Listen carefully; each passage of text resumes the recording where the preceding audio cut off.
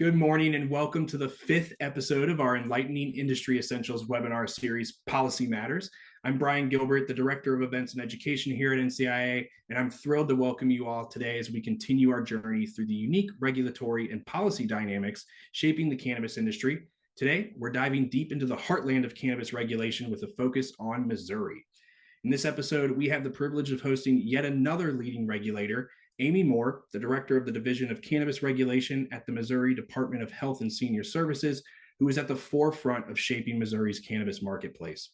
She'll be sharing her journey to becoming a regulator, the challenges she's faced, and the successes she's achieved in shaping Missouri's cannabis landscape. But that's not all. As I mentioned, this webinar will also serve as a quick lead-in to our upcoming Missouri Stakeholder Summit, where we'll delve even deeper into crucial topics such as updates on the proposed legislation surrounding the regulation of novel synthetic and hemp-derived cannabinoids in the state. So buckle up, folks, get ready to gain invaluable insights into the development of the Missouri market and the regulatory strategies implemented by the Division of Cannabis Regulation.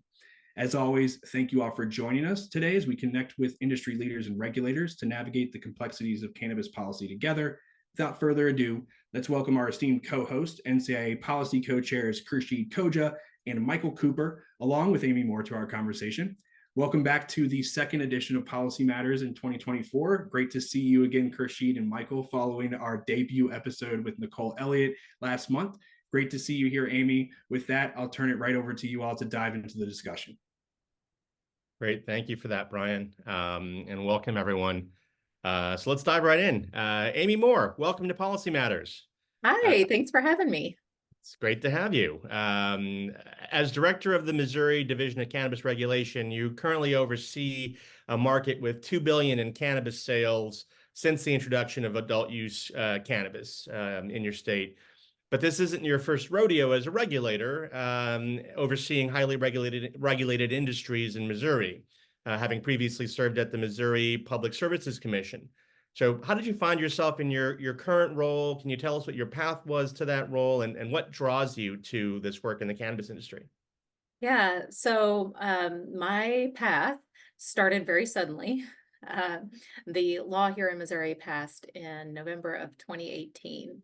And of course, the Department of Health and Senior Services needed to fill a lot of roles in order to ensure that this could be implemented. The entire responsibility for implementing this law was given to DHSS.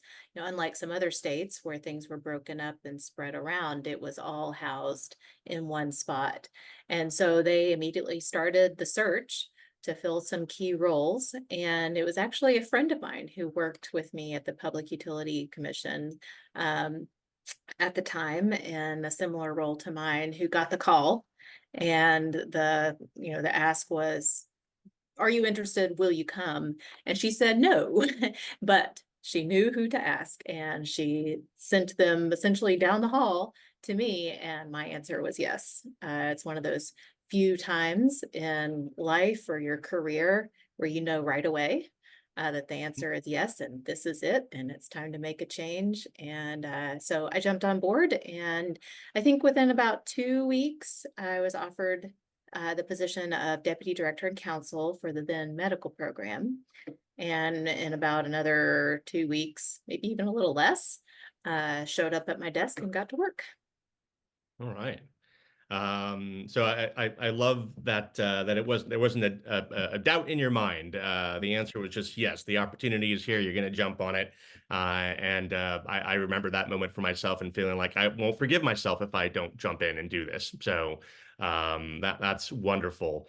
You oversee one of the leading markets of a relatively recent wave of states that have authorized adult use cannabis, and one which, as you mentioned, had a pre-existing medical cannabis industry. And like other states, including Maryland, but others as well, you had a pretty tight implementation timeline to get adult use cannabis sales online.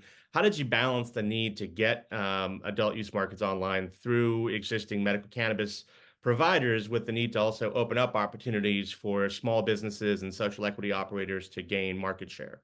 Right. So we have a pretty detailed law, and a lot of times through the life of the program, there have been very specific deadlines. And in this case, It was the same. So when adult use passed in November of 22, we had to, through operation of a few things in the law, we had to have our industry up and running with adult use sales by February. And so that was really, no question for us. As always, we're given the deadlines. We do what we have to do to make it, and we did. But another thing that was included in our new law was a time frame for opening up application periods for what we call here micro businesses. That's what the law calls them. There's micro business wholesale, micro business dispensary, and all of this was really laid out for us. We didn't have a lot of discretion in when we would do one thing, convert medical facilities into adult use facilities and open up adult sales. That was in February. And then there was another time frame for opening up this new application period for a new license type, and that was in the fall of 23. So, really, I can't say that we made any big policy decisions here. We just followed the law. But, you asked about balance. One thing that the law does to balance the fact that we have this existing thriving market already, and now we have a new license type coming in with its own market parameters, is that we are not actually permitted to issue any new comprehensive licenses, those big licenses that serve both medical and adult use, until micro businesses have been operational for at least a year. And once we have micro businesses that have been operational for at least a year, then we can issue new comprehensive licenses by lottery, but at least half of those have to go to micro businesses that have been operational for a year. So there is some balance worked into the law, but ultimately it's just a matter of following these timelines and doing what we're required to do in the time laid out for us. I like the way that the whole scaling process also has been contemplated in the law. I think that's a great feature that we obviously didn't see in some of the earlier markets.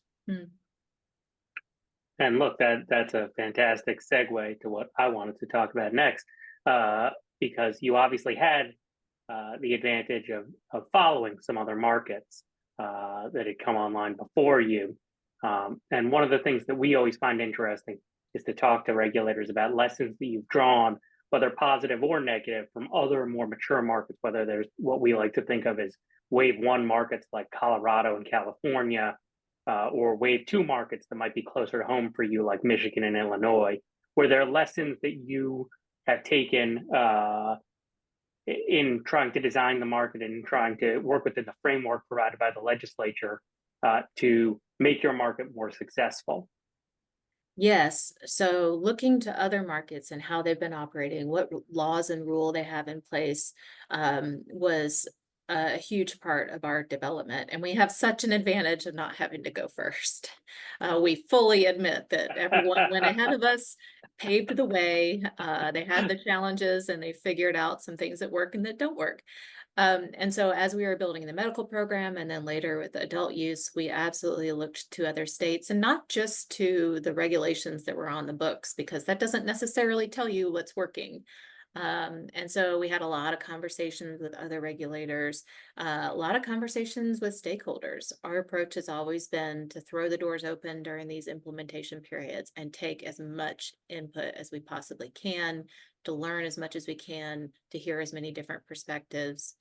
So, I mentioned earlier, we've got this pretty detailed law. There were some things we knew we had to do, and it was just a matter of how. I'd say probably the place where we looked to other states' experiences the most to develop the how for adult use, because of course by that point we had a lot of our own experience with the licensees that were going to be serving the adult use market. So we looked to our own expertise, we improved on the framework we had, but the thing that we still really needed to look at other states for was testing facilities, regulating them, regulating what should be tested and how and to what extent. All of that is just, as you all know, developing so quickly still. And it really was trial and error for the earlier states because, unfortunately, with prohibition for so long, there wasn't the kind of research you would expect to be available before you start building testing requirements for safe human consumption. So that is something that we had to spend a lot of time on and look to the other states, and particularly the more recent states, and what had they established with their opportunity to have new updated rules, and then how was that going?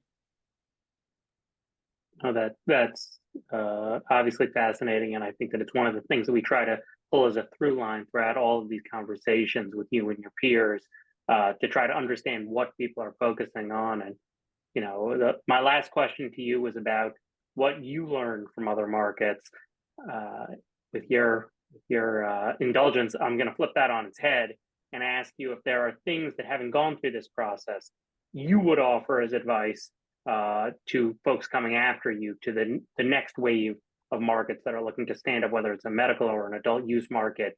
Are there things that you learned during this process, whether in your time, it sounds like it was a little bit of drinking out of a fire hose when you started in your predecessor position, but are there tips that you would say, look, this is important if one of them or their team goes on YouTube and finds this on our channels, there's something that they should take away from this conversation?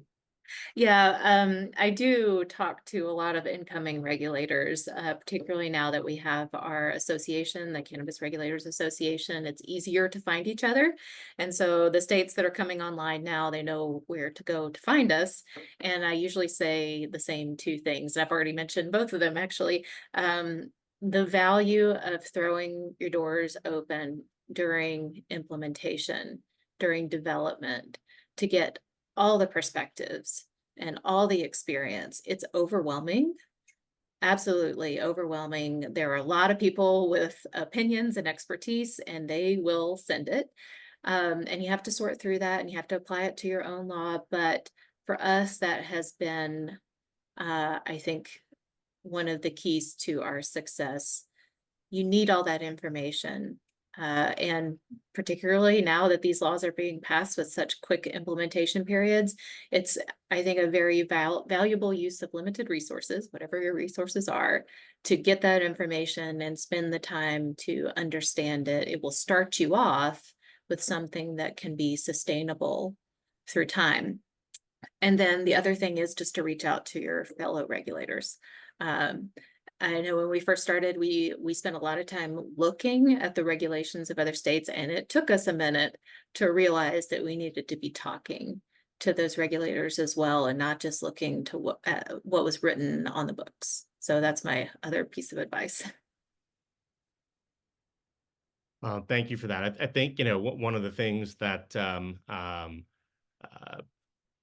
new states could emulate from Missouri is the approach to local control that you guys have taken in the law, right? We've long taken the position that you can't really opt your local community out from cannabis commerce in the U.S. It's going to happen whether you regulate it or not. There's only opting out of regulated cannabis commerce and the taxes and everything else that comes with it. That's really the only thing you can opt out of as a local community when you have a state cannabis law and a regulatory system in place.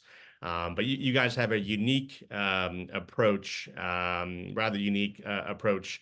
That's, local control has been a stumbling block for a lot of other states. So can you tell us more about Missouri's approach and given the significance of local control to not only to you and your job as a state regulator, but also in terms of market opportunities for cannabis operators?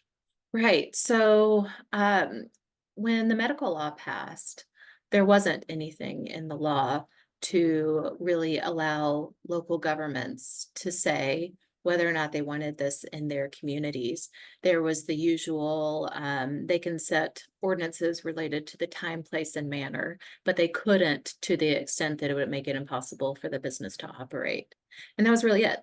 And then adult use came along, and there's this new section within the law laying out a process for a community to decide amongst themselves that they don't want the sale of adult use cannabis in their community. It does not allow them to choose not to have medical facilities. Those still can locate wherever they can, according to, law, the usual distance from churches, schools, and daycares, those kinds of things. But there's this process now where a local community can vote on whether or not they want to have adult use facilities in their area. Interestingly, it does not allow for that vote to occur until the first presidential election, and explicitly 2024. So what we have is these medical facilities that have been existing in their locations for a long time and providing tax revenue and being a part of the community. They converted to adult use. Now you have adult use facilities, but really it's the same business that's been there. And now you have the new adult use taxes, which includes a local tax. Local governments can put now a tax up to, I think it's up to 3% on the facilities in their area. And you can't do anything about that until the election in November of 2024. And then there are even parameters on what percentage of the voters have to vote in favor of prohibiting those licensees in their area. I think it's 60% of the voters. Okay. So it's kind of a big hurdle, and it kind of comes late in the game. Yeah. So that's, I think, an interesting approach. I'm not as familiar with other states on this area to know how unique it is, but we haven't seen what happens yet because we've got many months until the election where that could happen.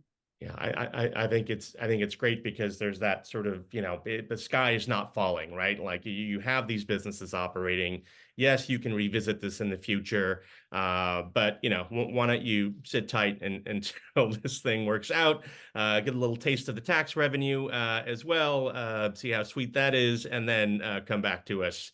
It almost reminds me of, you're trying to, if you're coaxing your child to try something that they don't like, but that they're going to love it, and you just try it once, you'll like it. So that's it's a great approach.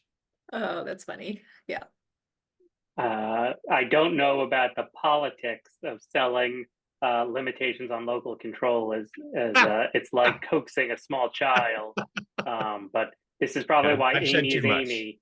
And you and I are the interviewers here. But no, I can say from our perspective, it is an innovative, very interesting and exciting solution because it is something that has bedeviled many markets around the country. If you allow too much local control, you can sort of subvert the entire intention and will of setting up one of these programs. So I think from our perspective, innovations like Missouri's are one of the sort of interesting, cool things that we like to highlight in these conversations. Yeah. I would say one kind of side benefit of this arrangement too, there's this window of time between when adult use passed and when this kind of vote could occur. And licensees know their communities. The micro businesses, they have proposed locations, but they're not operational yet. And so they have this period of time where they can really talk about this with their communities. Is this really something that could be coming their way? And we have the process in place to allow them to change location.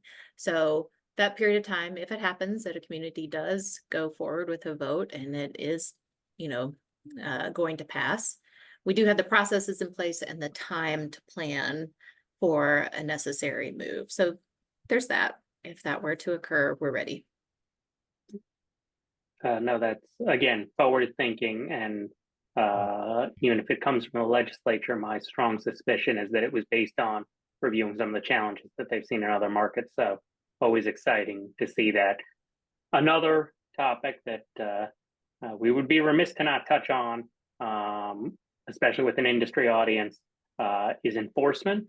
It's a topic that is obviously always on the minds of folks in the industry.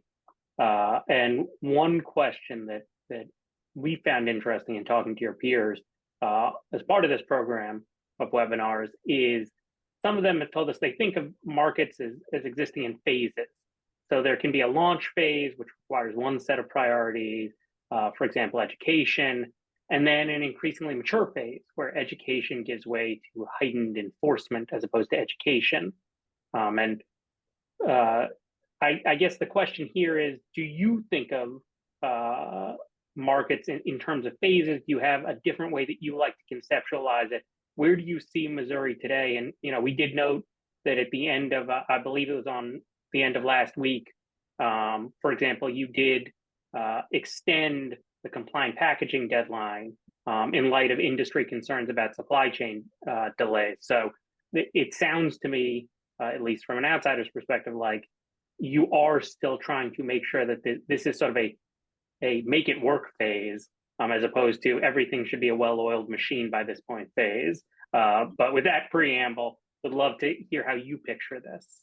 Yeah, so that was kind of a new way of thinking about it for me. This idea that there are phases to our regulatory approach. I think similarly, though, we have often talked about here implementation and then reaching stability.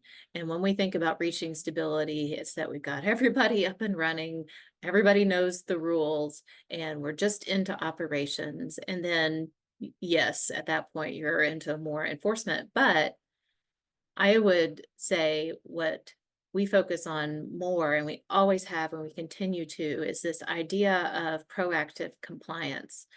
You mentioned education. From the very first welcome meeting we had with our medical licensees, we talked about proactive compliance. And what we mean by that is conveying expectations. Trying to get ahead of issues by having communication and guidance and answering questions and being available to understand the challenges of our licensees so that we can then explain, how we expect them to deal with that and what role we have versus what roles we don't have. And it's just a business decision. And all that communication, conveying expectations, that education will keep us out of enforcement. To the extent any of us have control over individuals and decisions, we want to be able to provide them the information to make good decisions, operate within this framework, go forth and do whatever you want with your creative business ideas if it's outside this framework. And if we all stay with that mindset of proactively understanding the expectations, ensuring that everybody has the information they need to be compliant, then we don't have to ever get into a phase that's hot and heavy enforcement. We don't want to be there. We don't think that's the best use of our resources. It's expensive. It's conflict. Who wants conflict?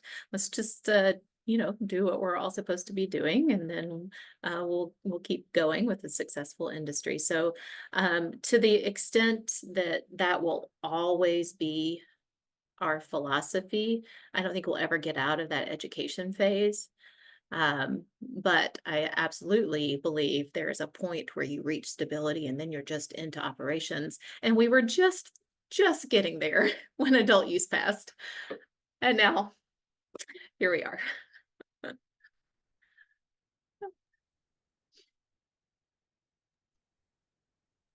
Sorry, I was still on mute there. Do you feel like that that you've had to almost start over a bit in some senses, because now you're dealing with the medical facilities that have converted and have to follow a different regime than what they were doing before? Do you feel like you've lost time, or do you feel like that investment in education early on is kind of stuck with at least the medical operators? Yeah, so it wasn't completely starting over. We definitely had to jump back into a full overhaul of our rules, which we hadn't done since the initial issuance of the rules back at the beginning. But even then, we're building on the existing framework. So the licensees that were operating were already familiar.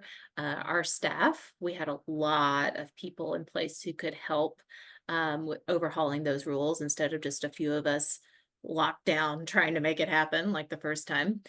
And then, there's really only a few things that are brand new this time around, like the microbusiness licenses. We actually have started working on developing another new authority, which is a research license. So there's a few things that are brand new, but even then, we have the IT systems in place, we have the staff in place, we have the funding in place, all these things that we didn't before. So it wasn't completely starting over, but we're implementing new things, and eventually those implementations will be done and we'll all just be back into operations. And then something else will happen. Maybe it's federal changes, but that's what keeps us interesting. Yeah. One area of kind of new implementation, keen area of policy interest has been the promotion of social equity, and so we're seeing a lot of more recently a lot of social equity programs being woven into adult use markets from the launch, right? So that we're giving everyone a fair opportunity to gain market share, and we're not throwing folks into the mix after there are tons of established players. At the same time, there's a lot of debate around the country about whether social equity licensing programs have been effective in the cannabis industry. And it kind of depends on your perspective of what they're intended to do, right? How does Missouri frame its social equity program? And can you talk about what you guys have done in terms of implementing, licensing centered solutions, but also other things that you may have done to make the market more equitable, to essentially to promote reparative justice for individuals who were directly harmed by past prohibition of cannabis in Missouri? Mm-hmm. So our law was pretty detailed on this and set the framework for us. And I think there has always been debate on how effective it will be at reaching the presumed goals. The way we would describe our program is it is our micro business program. I mentioned that before. Those are the new licenses in this category. They're small businesses, and this is a economic and social equity program. So there's particular eligibility criteria that were laid out in the law, and it's everything from particular low net worth. If you have net worth under a certain amount, you may be an eligible individual. History for yourself or your family, having been convicted of certain marijuana offenses. Then also things like service-connected disability for veterans. If you're an individual with that history, you may be eligible. It's a list of about 8 to 10 criteria, and you only have to qualify for one. And if you do, then you can apply, and these licenses always, no matter, throughout time, you can't, have a large comprehensive facility come in and buy out the license immediately. Always there has to be majority ownership by eligible individuals. So, but, I mentioned there's always been debate about how effective this will be. The way this is set up, the micro businesses, the wholesalers, and the dispensaries, they can only produce for themselves for that market. They are limited in how much they can produce. I think it's 250 plants for a wholesaler. And they can only buy and sell within that market, within that micro business market. It's kind of a standalone parallel market.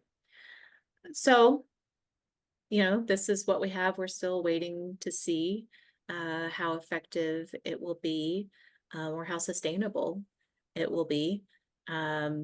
But then, aside from the things that are in law, so that's the framework that we're implementing here. We also have, there was a position created by the Constitution called the Chief Equity Officer, and we had to hire someone, I think it was within 60 or 90 days to fill that position, and that person is tasked with providing technical assistance, particularly during the application period, but we think also once these become licensees. And so one thing that we can do to address the things that you mentioned would be providing business resources, connecting them to existing resources. So still under development, really. We just had our first set of licensees that were issued in October that were verified to be eligible. There's a verification process that ended around the end of the year. And they have 2 years to become operational. So a lot yet to be seen. So the micro businesses are then limited to folks who are qualified under the economic and social equity criteria. There is a prohibition on big actors swooping in at some point and consolidating all of those and buying them all up. That's right. And at the same time, it also sounds like there is you're accounting for the fact that these are new entrants to the market, and they need to have markets opened up to them. And if some of the bigger, more established players are not going to do that, they may or may not, but this is essentially a guarantee that these micro businesses will always have a market amongst themselves, right? Is that right? So that if I'm a distributor with a micro business license, I can sell to any other micro business that is out there, but I can't. Can I sell to an established player as well, or just micro businesses? Just other micro businesses. Okay. And can the existing players sell to the micro businesses, or again, so it's completely discrete Right. universe and discrete Yeah, market? two parallel markets operating mostly unconnected. I will say, a lot of people have pointed out there's no prohibition against branding and licensing agreements. But the licensees do have to be like truly owned and operated by eligible individuals. There's no, I know some other states have some funding mechanisms for their economic and social equity licenses. We don't have that built into our law, but we do have, the requirement for these licenses is that they be majority owned by eligible individuals. And the idea there, I think, is that eligible individuals are the ones that are in control of these licenses. They are receiving the benefit, but that leaves the other, 49+% that could be investors in the business. So there is that option. But then, each of these licenses, they can't share ownership either between the micro businesses. A micro business wholesaler license cannot share ownership with another wholesaler micro business or another dispensary micro business. So it's a really interesting market, and we couldn't find anything that was really directly comparable in other laws. There's some that are close, but not exactly like this. So really, I said a lot to be seen. There's a lot to be seen how this plays out. It'll definitely be very interesting to see the results of this, because it does seem like, to me, it seems like you guys are definitely headed in the right direction if you're serious about setting these folks up for success. So that's sounds promising, and I'm looking forward to seeing the results. Hope so. Yeah. So to switch gears slightly, one topic that I wanted to ask about is the distinction that you have in your mind and in the marketplace between medical and adult use, because obviously that there are very different use cases, different consumer pools with overlap. And I know in our previous conversations you've mentioned that the regulations for adult use wasn't a cut and paste from existing medical cannabis regulations. It required some bespoke work, which is not surprising, and it's true around the country. One of the things that we would love your perspective on is how you think about the regulation of medical cannabis products generally, the protection of medical cannabis patients more generally, as distinct from, say, an adult use consumer, and also where you see those markets going as they continue to evolve, because these are it's part of the sort of the legacy of where these markets came from. Many states that medical cannabis evolved into adult use, but understanding what the role is for these in the future, would love your perspective. Yeah, so that's an interesting question. First, I'll say I like being called bespoke. I haven't heard that. We have a bespoke program. So here in Missouri, in the law, there's not a lot of distinction now between medical operations or medical product versus adult operations or adult product. And that's, I think, the way it was designed. There's not even really a lot of opportunity to create a difference or distinction. So we cannot require that licensees make a distinction or keep separate medical and adult use products. All of our testing requirements are the same for all the products. Really, the only difference between the two is the tax rate. So it's, a lower tax for a medical product, but it's the same product.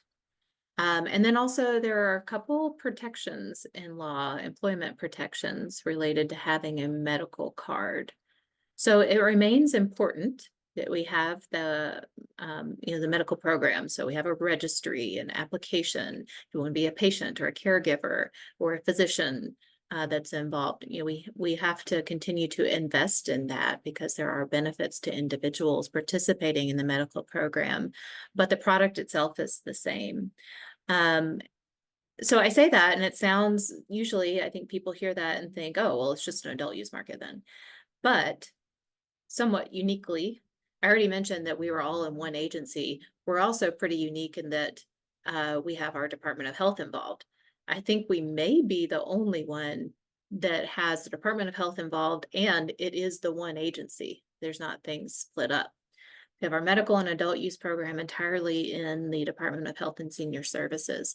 And so the law itself is very health focused. And of course, the agency implementing it is very health focused. So even though we don't have mechanisms in place to, I hear often, preserve the medical program, we have a program that is more health focused than most adult use programs. So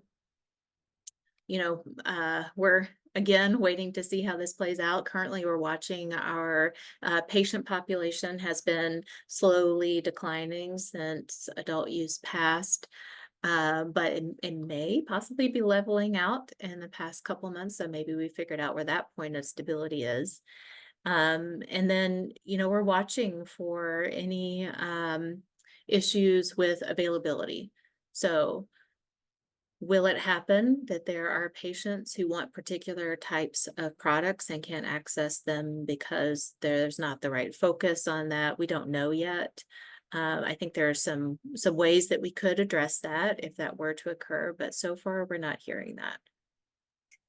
And if my memory serves, and I didn't mishear you earlier, it sounds like medical cannabis businesses are also have additional protections from those local control requirements, right? The communities can't opt out, which to me is a very smart thing because I will tell you, if you look around the country, there are plenty of jurisdictions where there were very strict limits on medical cannabis establishments at launch. And what that did is it drove all those businesses to a handful of the biggest markets. And then legislators were very unhappy because, they would hear, about the people who desperately needed access to medical cannabis who had to drive, 4 hours to get it. That doesn't serve anyone. So I'm guessing that's one more element where it's treated as different is in that local control retail piece, sort of a back check. Yeah, that's a great point. Almost all of our medical facilities have converted to become comprehensive facilities that can sell to both markets. I haven't checked to see if the ones that haven't converted may be in an area where that could be a concern. Maybe that's the driving factor of why they haven't converted. I don't know. Amy, you mentioned that both the medical and the adult use programs are housed in DHSS, and you also mentioned that there is an upcoming research license. I guess I'm interested in how that's going to work. Is this going to be research that would normally have to be authorized by the DEA, and the state is now going to allow that to move forward without all of those requirements that the DEA imposes on Schedule I research? Yeah, so we are currently researching the research license. So we're doing our preliminary research to see what the potential scope of this could be, and what's the variety of things that we could do. We are scheduling a listening session that should be announced in the next couple of days. I think it's going to be in April, where we want to draw together any, scientists, researchers, laboratories, anybody who has some expertise to provide on how these things could be constructed. And then eventually through the rulemaking process, we'll have to lock it down to what the license will actually be. But in this researching the research license phase, one thing that seems to be clear is that for the really good research, and I shouldn't label it that, but for the research that involves human subjects, for instance, that would likely still have to go through, I think it's the FDA. Yeah. And for any educational institutions, those would probably have to go through the DEA still. But the primary benefit of having a state license would be the easy access to cannabis, to high quality cannabis, tested for some consistency. So that would be one thing. There is the possibility, though I wonder about funding, that a private entity could, or nonprofit, could decide to get a research license, operate outside of those federal requirements. I don't think they'd be able to do human subject testing. There'd be some limitations, but they could do some research on their own. Potentially, yeah. That's fascinating. I may want to sit in on that session. I've been looking at research regulations at the federal level and at the state level, more on the psychedelic side, but it's really been fascinating to kind of see to learn about that process. And I think you're absolutely right. I mean, for human subjects, it's going to be hard to not get FDA approval for, get an IND approved, right? You pretty much need to have that. And then I think also, even for non-human research, you still need to have an institutional review board. That's created under federal law at an institution to approve that. And then they generally will say, all right, well, where's your FDA approval, or where's your DEA approval, right? So there's all these interconnections there that are maddening, but also fascinating as well. But I would love to see some innovation in that space, and I'm Godspeed on that.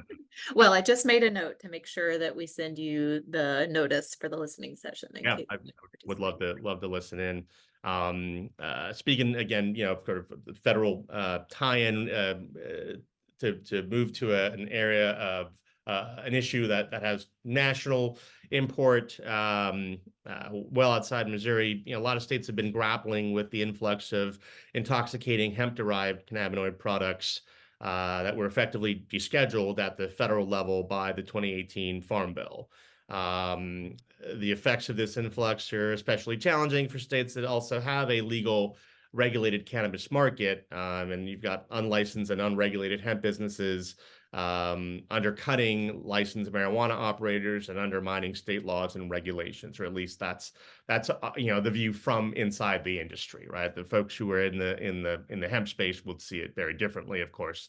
But a lot of folks in the industry, including some of the leadership at CAMRA, have observed that this really is a significant threat to public health. It's also potentially an existential threat to the state-regulated cannabis markets and their participants. So the Division of Cannabis Regulation also recently published a white paper on the subject. How do you think about the issue of hemp-derived cannabinoids? How do you grapple with that? And what do you see the impacts are in Missouri? Yeah. So, I've heard the arguments out there about the impact on the regulated market, on the businesses themselves. And I see that. And from the regulators' perspective, our interest there would be that when a regulated business in this environment, in this setting, becomes desperate, Then some of our responsibilities related to public safety, preventing diversion and inversion of cannabis to the illicit market, for instance. That's something that we are tasked with particular activities related to that. When our businesses become strained, the motivation there can increase. So, I'm trying to be very fair in my language here. So there's a regulatory interest in this idea that there is now this parallel market that is causing an impact to our regulated businesses. Then probably more the focus of our white paper is the public health concerns that we have, particularly as the Department of Health and Senior Services. We see that there are products out there that have equal to or greater potency to the products that we have been tasked with ensuring are safe. And there's no one ensuring that the packaging is accurate, that actually discloses what's in there, that accurately discloses what's in those products. It is currently in Missouri freely available to anyone of any age. There are, as you all know, there are unique potential health risks to from products that are manufactured through chemical conversion of CBD, for instance. Some of those haven't been fully studied. So as a health agency, we see some unique risks there that we don't really see in our regulated product, where those chemical conversions are not permitted. So we have a lot of health concerns with the current situation. And then we also have some public safety concerns, as I mentioned first, of what happens with this market, unregulated market that can operate less expensively, with no framework in place. And how does it impact our regulated licensees, and what does that do to our responsibilities to ensure that they are able and willing to comply with the regulations we have in place to protect Missourians? So it's definitely a tough one. There are ongoing conversations right now over with our legislature. There's a proposed bill. I think this is the second session. It's been there. It's not our bill. And there's a lot of debate about whether or not it's the right approach to addressing this problem. Or, and some say, is there really a problem? So that's part of the debate as well. But that's absolutely ongoing. Just last night, there was discussion on the Senate floor of that bill, and it's been laid over. So we don't know yet what will be the outcome of that effort. And the saga continues. There's still a lot of work to be done to sort all of that out, and hopefully, we'll be able to find a way to treat cannabis as cannabis. It's all one plant from my perspective. And I think a lot of us share that. It's the same damn plant. So let's apply the same rules to the extent that we can. I'll get off my soapbox, Michael.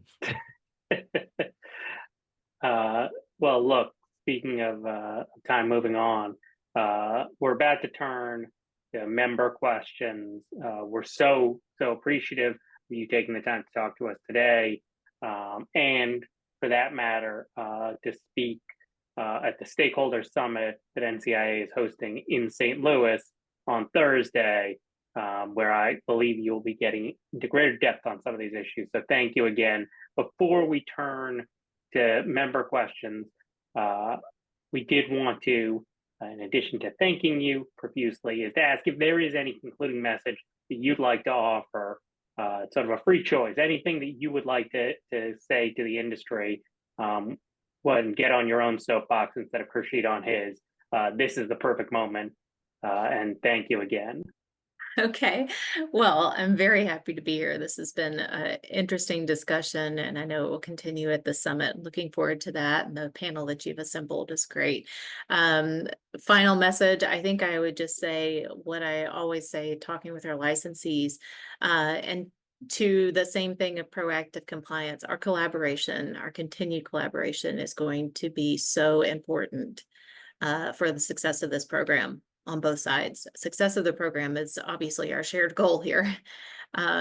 And so, we're really stepping up our efforts to communicate, have that communication be two-way. We have now a public outreach director, spends a lot of time visiting one-on-one with licensees. We've got a newsletter and a podcast, and we're working on some other ideas to provide even more ongoing avenues for two-way communication. Challenges will come up. Implementation periods are kind of heavier on the challenges, and we're getting through that latest wave, but challenges will come up and we'll need to continue collaborating for reaching that mutual goal of success of the industry. So I think that's my current soapbox with just about every licensee I talk to. So here, I've done it again.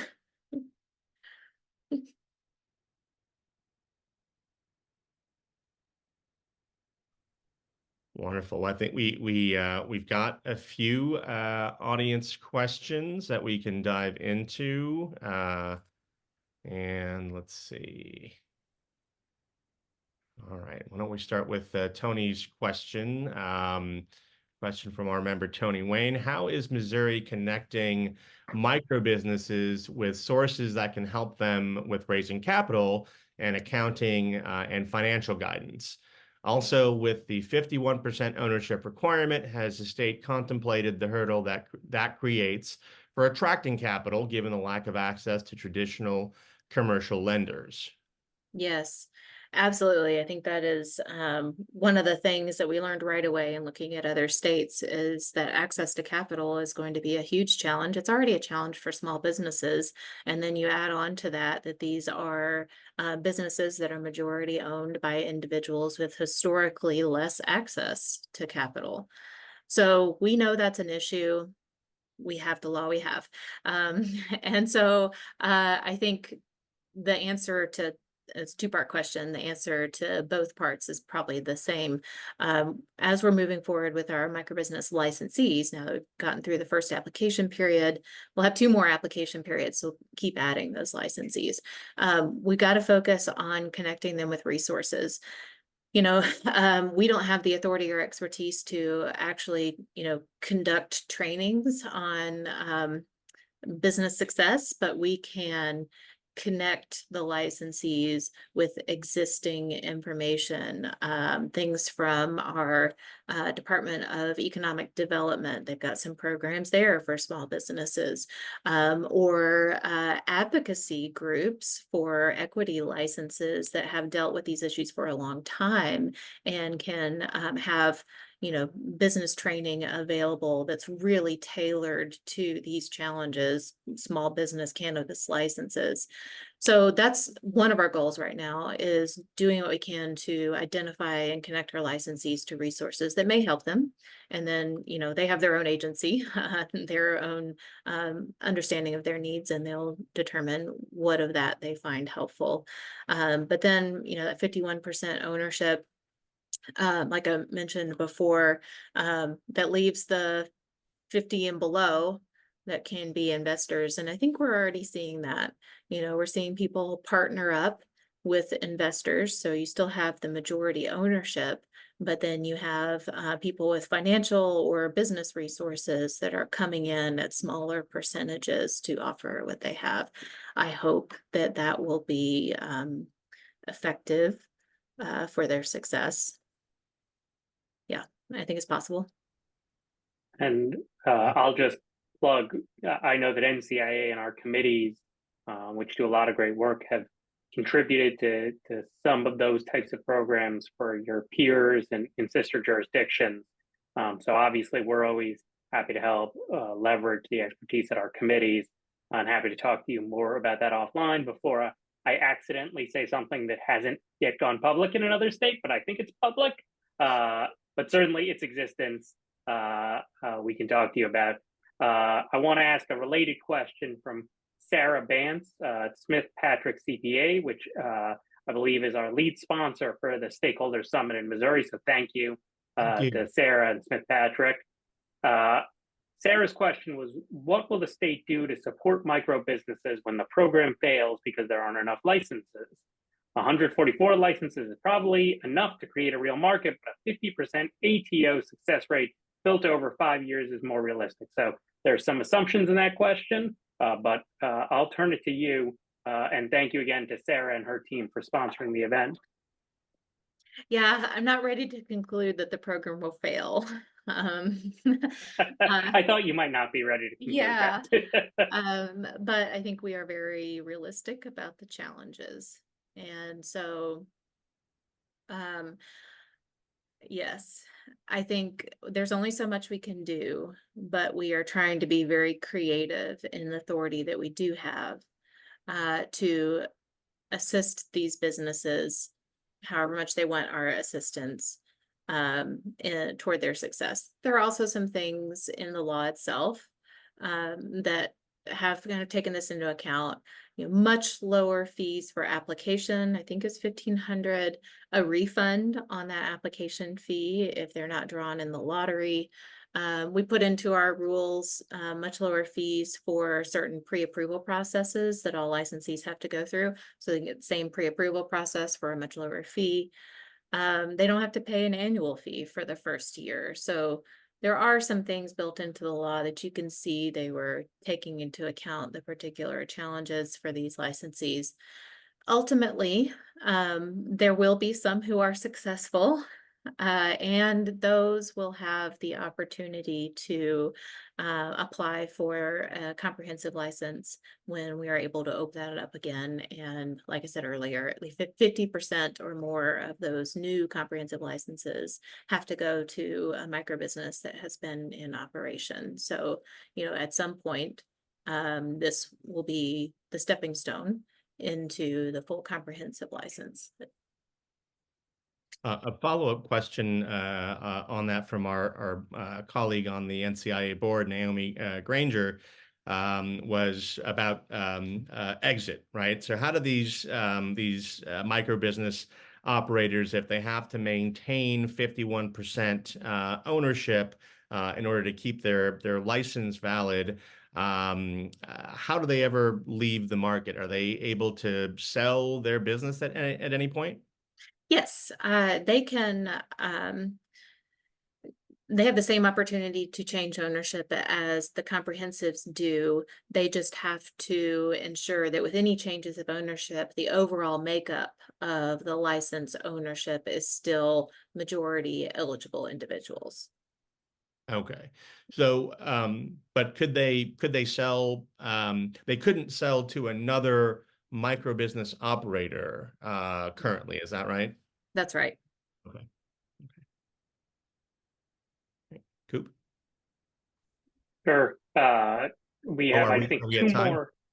No, Brian, I just wanted to pop on to clarify questions? that it does look that if we did want to dive into any of Brenda's questions as well, she is a member of Dope CFO, a silver sponsor of the Missouri Stakeholder Summit as well. So wanted to give that quick shout out. And then also just to further mention the remarks she put in the chat, as a sponsor, Dope CFO as well as Smith Patrick CPA does have a pretty big allotment of discounted tickets. So if you are one of the few folks in the audience that haven't secured your ticket for the event yet, definitely DM Brenda now and she could get you a discounted access. So just wanted to pop on and clarify that. I think we still got a few times to dive in if you wanted to keep the conversation going, Kershit.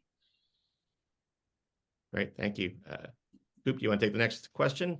Sure, I will do as I'm directed by Brian, and I will read one of Brenda's questions. Brenda, thank you so much. So Brenda had asked, has Missouri been able to finalize requirements around packaging and labeling? She knows that it's an ongoing process. I think generally, can you speak to where packaging and labeling are in Missouri right now in terms of process? Sure. So our rules were finalized back at the beginning of the year, I think. I don't remember exactly when. And one part of those rules was a new pre-approval process for packaging and labeling. And we've been implementing that. We had to get a system up and running. We had to get a timeline in place for a transition period, which is always difficult when you've got licensees doing one thing and they need to transition to something else. So, we put deadlines in place for getting rid of the old packaging. Meanwhile, expectations that they would start going through the process of approving new packaging. And so then in implementing the process itself, we've made improvements along the way. So, new guidance or adjusted training has gone out to ensure that everyone has the latest process. I think we're in a pretty good place right now. The tweaks and improvements have slowed down.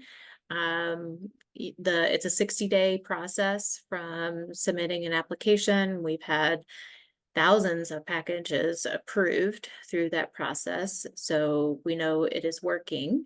And just recently, we extended the timeline for getting rid of your old existing packaging. We extended it a little bit because we have been hearing through our health networks, actually, as the Department of Health, we're monitoring shipment of health supplies to hospitals and public health agencies. And we were seeing some new worldwide shipping disruptions related to certain conflicts going on in the world. And we knew that what we were seeing would likely impact some of our licensees as well. And so we've extended it one more time with the explanation to our licensees that this is really expected to be the last extension. We really need everybody to get their packaging in. Our team is here, ready and waiting and processing what we have. So I think it's inching towards stability in that area of our regulation, and should be going well.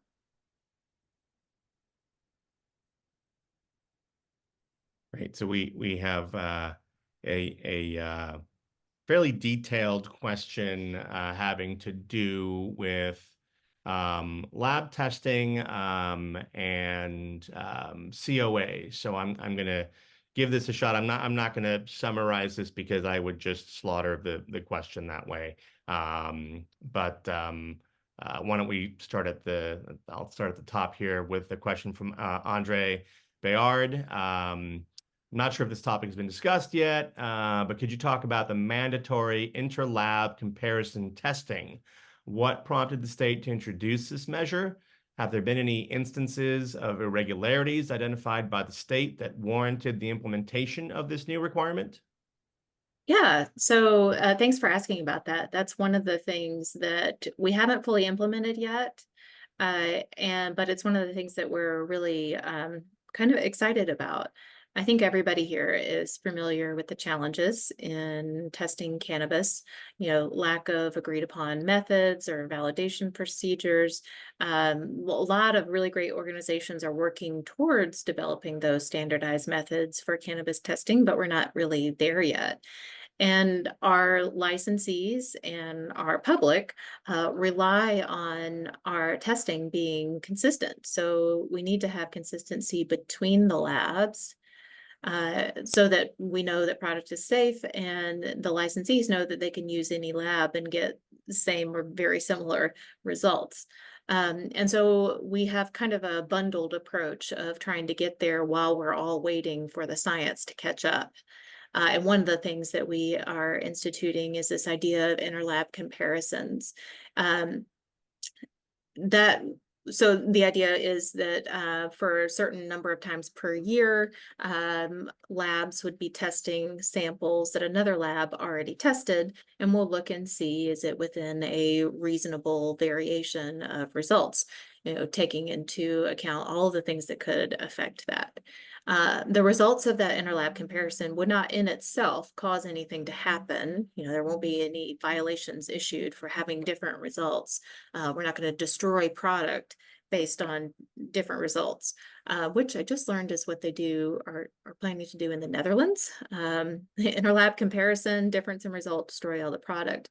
But it's something that they're working through right now to see, are things that we're doing in the US, are there better options that can achieve the same desired outcome, which is consistency? But I digress. So interlab comparisons, if you get the different results of significant variation, then what that would do is trigger an investigation. So then we would look further. Are there difference in methods that are causing this? Are there a difference in lab procedures that could be causing this? Or hopefully not, but do we have intentional shifting of results for, various motivations. So that's really what our interlab comparisons would be for. And we haven't, like I said, haven't fully implemented. So we'll be perfecting that process soon. But it sounds like it's intended to address both the kind of problem of inflated potency, as well as health risks like heavy metals and other contaminants and adulterants that would be found, could potentially be found in product. And so you're trying to tackle both. Yeah. Yeah, I think everybody's interested in consistency and reliability, and we're trying to get there through a few different methods. Excellent. Yeah, that was a fantastic answer. I just wanted to, again, just shout out Custom Cones USA for asking that really informative question. It dove into an aspect that we hadn't touched on. And if you aren't aware, they are also a content partner for our Stakeholder Summit series. They've been producing a really in-depth blog post, sort of going in-depth into a specific element of each marketplace that we're exploring with these Stakeholder Summits. And they did release a blog sort of previewing this question actually last week. So if you wanted to dive more into the Missouri testing landscape on our website, I'll drop the link in the chat room here. And with that, we have, I think, time. Hopefully you'll indulge us with one more member question. Everyone whose questions we couldn't get to, hopefully you'll all be at the Stakeholder Summit, and we'll be able to engage further there. The last question is from Paul Graham from the member company Andon. And his question, I think, is sort of a nice wrap up. He said he's looking to better understand the rate of growth in new facilities and cannabis square footage to serve the Missouri market. So I think it's a question really about size of the market, what's coming online, where things are and where they're going. Yeah, another great question. And this is one that by law we have to pay attention to. As you all probably know, we have limits on our licenses for each facility type. And the law says that where we have limits, we shall lift or ease those limits in order to meet demand. The new law added a bit of an interesting caveat there, where it said, except we have to make sure that there is no over-concentration of licensees in any given area. So we've always had to look for whether or not we have enough supply to meet demand. And I think we all understand that doesn't just mean, squeezing by, but really having enough for this competitive market that we have. And now we also need to start looking at, well, if we are inching towards a need for additional licenses, then how do we evaluate whether there's an over-concentration in any given area? But to the first part, we have looked roughly every year, we've done an internal analysis of where are we on capacity for supply versus demand.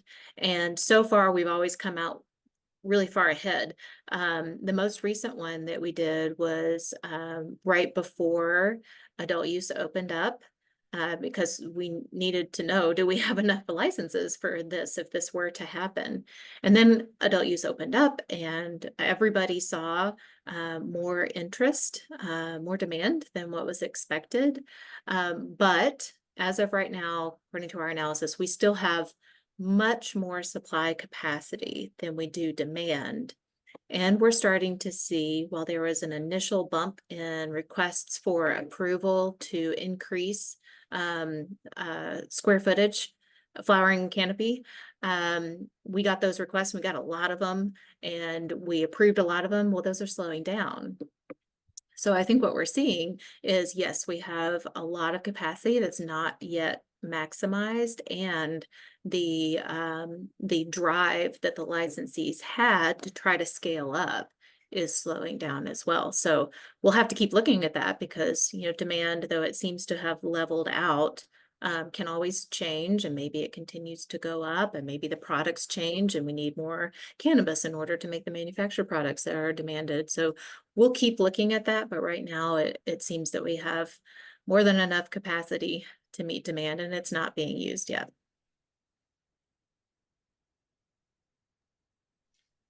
Fantastic.